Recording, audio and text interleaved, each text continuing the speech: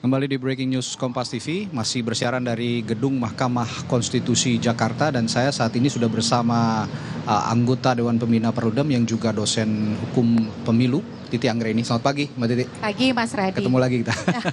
Masih panjang nih perjalanan. Masih panjang.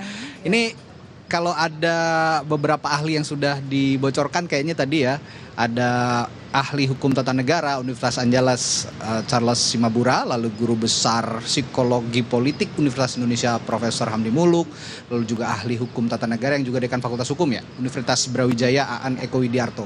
Yang kita ketahui sementara baru 3 orang ini. Nah, bagaimana Anda melihat 3 ahli ini yang akan dihadirkan? Kira-kira apa saja yang akan mereka jelaskan?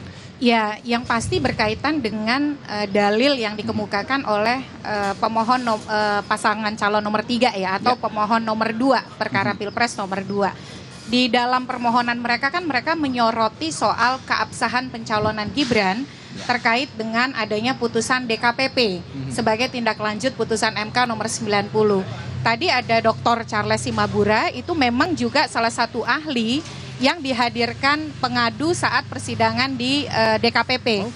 Jadi mungkin akan melihat perspektif hukum tata negara, khususnya terkait ilmu perundang-undangan, menyangkut bagaimana sebuah putusan Mahkamah Konstitusi harus ditindaklanjuti. Jadi saya duga titik beratnya pasti akan ke sana. Lalu juga kalau kita lihat Prof. Aan ya, Dr. Aan, ini kan beliau ahli di hukum tata negara, ilmu perundang-undangan, hukum acara Mahkamah Konstitusi, ilmu negara dan lain sebagainya. Mungkin akan banyak melihat bagaimana praktik penanganan perselisihan hasil di Mahkamah Konstitusi terkait dengan terjadinya pelanggaran ataupun kemudian penegakan keadilan pemilu begitu. Saya duga sih Prof. Aan akan mendorong bagaimana Mahkamah Konstitusi misalnya konsisten dengan pendekatan keadilan substantif yang biasa dipraktikkan oleh Mahkamah saat perselisihan hasil pilkada. Kalau Prof. Hamdi kan dia ahli psikologi politik ya. Bagaimana kemudian mungkin melihat dampak dari pendekatan yang sifatnya politik bansos begitu ya. Lagi-lagi ke situ ya. Saya sudah bisa membaca sebenarnya.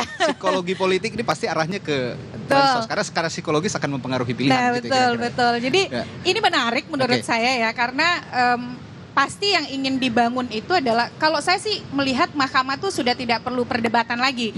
Apakah fokus kepada angka-angka ataukah keadilan substansial ya.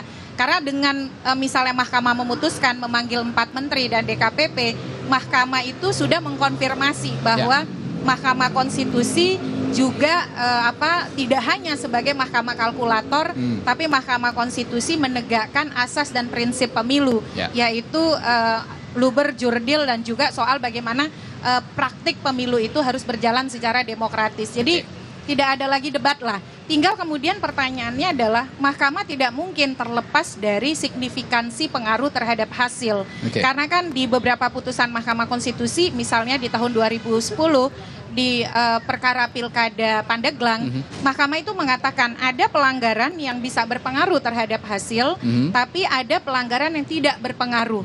Nah, apakah kemudian dari serangkaian persidangan ini Mahkamah sampai pada konklusi yang mana begitu? Karena ada memang contoh pelanggaran yang tidak berpengaruh itu kalau soal pemasangan alat peraga, lalu ada misalnya kecurangan di 1, 2, 3 TPS. Tetapi kalau dia betul-betul secara prinsipil menyerang asas pemilu, luber, jujur, dan adil, maka kan sebenarnya produk dari proses yang inkonstitusional itu juga menjadi inkonstitusional. Saya kira akan menarik, sebenarnya kita sudah mulai panas nih kemarin, bagaimana kita melihat hari ini nomor 3 dan akan menarik lagi besok ya soal KPU. Saya kira KPU tidak akan banyak bicara soal yang didalilkan di luar tugas KPU, mereka akan mempertegas bahwa KPU sudah bekerja benar. Dan nanti di hari Kamis nomor 2 dalam hal ini pihak terkait ya pasangan calon Prabowo Gibran, saya kira akan tampil atau menampilkan bantahan-bantahan terhadap saksi atau ahli yang dihadirkan oleh para pemohon. Ya, ini akan menjadi hari yang dinamis ya dan menantang dari sisi keilmuan hukum pemilu ataupun hukum tata negara. Selain itu saya tadi menyimak ada ekonom bidang pertanian dan juga pakar IT. ini relevansinya apa kalau ekonomi bidang pertanian kira-kira kalau Mbak Titi? Karena bansos itu kan ditingkatkan karena dampak El Nino. El Nino tadi Nah, alasannya jadi, di betul, karena kan alibinya kalau El kita Nino, ya? dengar kemarin itu ada pernyataan dari Faisal Basri ya. Ya. Justru dampak dari El Nino itu menurun di 2024. Tapi kenapa justru bansosnya naik begitu? Oke. Nah, ini mungkin akan mengukur rasionalitas sebuah kebijakan terkait dengan ekonom yang memang ahli di pertanian. Ya. Soal IT ya, apalagi kalau bukan Sirekap ya, pembahasan soal ada algoritma yang mengunci suara pasangan nomor 3 Ganjar Mahfud tetap di angka 17% begitu. Jadi mudah-mudahan tidak terlalu banyak menghabiskan waktu di Sirekap ya, karena bagi saya itu mudah sekali dibantah, ujung-ujungnya pasti itu alat bantu. Ya, saya sudah memprediksi itu. Pasti nanti alibinya ini kan hanya alat bantu. Nah, menurut saya nomor 1 tuh kemarin berlebihan ya, karena sampai 2 ahli membahas Sirekap dan ya dan arah misalnya ketika penyampaian Prof Eni pun dikaitkan dengan situng di 2019 gitu. Ya, termasuk saya dengar juga ada ahli etika ya yang akan hadir, apakah Romo Magnis, saya belum bisa mengkonfirmasi karena kita juga belum melihat. Tapi akan menarik itu melihat warna persidangan karena konfigurasi ahlinya ternyata cukup mewakili cukup variatif dan lengkap gitu. Jadi dari berbagai sisi. Kalau kemarin saya melihat dari tim hukum Anies Muhaimin kebanyakan ahli hukum tata negara. Kalau sekarang lebih variatif saya lihat ini ahli-ahli yang dihadirkan. Ini dari sisi ahli yang dihadirkan dengan varian-varian ahli yang dihadirkan. Yang ingin dikonklusikan dari ahli ini, yang ingin di-wrap gitu dari tim hukum Ganjar Mahfud apa kira-kira? Bahwa hasil pemilu yang ditetapkan KPU itu produk dari sebuah proses yang diklaim atau didalilkan oleh nomor 1 dan nomor 3 bermasalah. Nah, tinggal kemudian masalah itu secara fundamental apakah betul-betul menyerang prinsip-prinsip pemilu yang konstitusional. Nah, ini kan saksi dan ahli itu salah 2 saja dari 7 alat bukti. Ada alat bukti lain berupa surat atau tertulis, keterangan para pihak, keterangan pihak lain. Hari Jumat akan ada 4 menteri dan DKPP dihadirkan. Dan juga ada alat bukti lain, apakah misalnya surat menyurat elektronik, video dan lain sebagainya.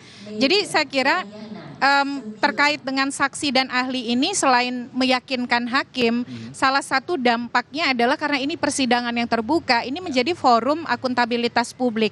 Jadi publik juga bisa menilai bagaimana serangkaian proses pemilu diselenggarakan oleh para pemangku kepentingan.